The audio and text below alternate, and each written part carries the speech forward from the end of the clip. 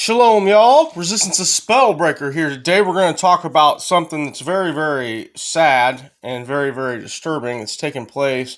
I, of course, live in Antarctica, but have been traveling and came across something called the Mystic Fest. Now, in Exodus 22:18, it clearly says, "Thou shalt not suffer a witch to live." Now, what does that mean? That thou shalt not suffer a witch to live? Well, what it means is that witches have to have the blood of their enemies, more specifically the blood of their enemies' children, in order to appease their gods of their occultic beliefs, who are the fallen angels.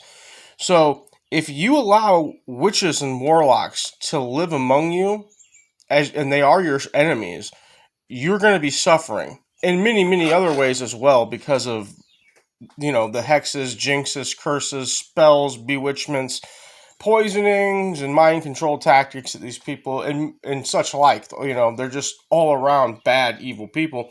In Leviticus 20:27, it says the same thing, that a wizard shall not live. A wizard shall surely be put to death. I'm sorry, is how I believe it's worded. So if someone asks me, how do I feel about these people? Well, I can't really come out and say what I want to say, can I? Because of the censorship of the witches and warlocks that run these platforms. So just going to give you guys a brief understanding of what it is that I'm talking about. These people have an event where they indoctrinate and foofify their occultic teachings. Okay?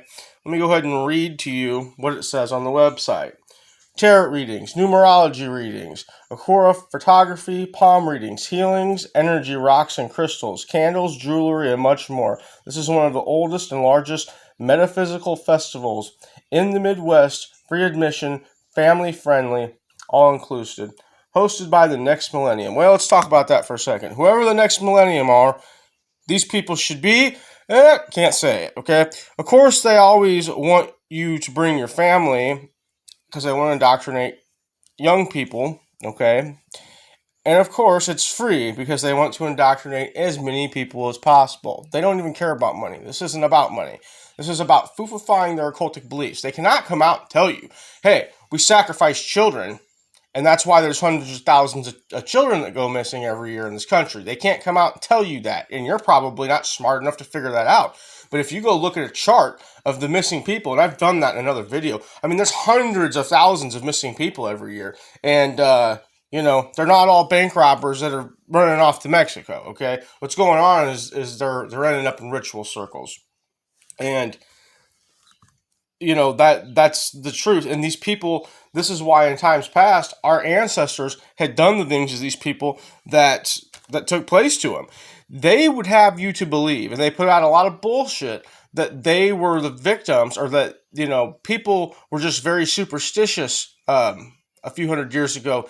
And that's the reason why, a new group of people came to town and someone just pointed at him and said, witches! And everyone just went and got him and burnt him alive. And that's not what happened. What took place is that children came up missing. New people had just came into town. The children were found dead in ritual circles. And, you connect the dots and people got burnt alive. Okay? Because the people back then, our ancestors, were closer to this Bible than probably you are today.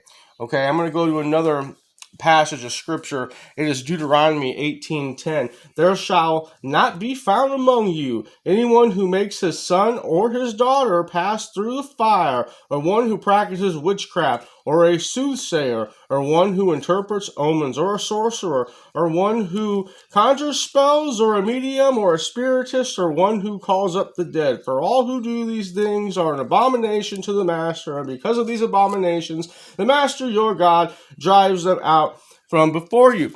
So, and this is, if I wanted to make this video a 7-hour long video and just read scriptures that pertain to this topic, I could.